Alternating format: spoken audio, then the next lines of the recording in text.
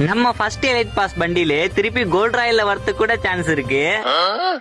ஆனா நம்ம கில்டுல சேர்றதுக்கு இந்த ஒரு சான்ஸ் விட்டீங்கன்னா இன்னொரு சான்ஸ் திரும்பி வரவே வராது.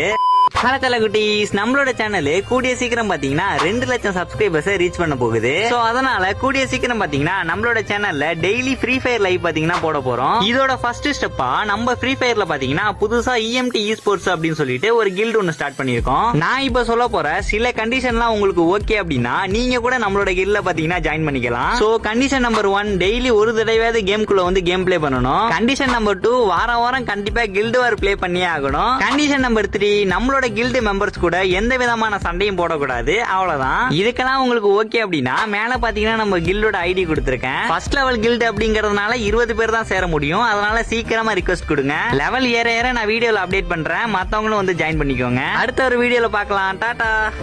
நன்றி நன்றி நன்றி.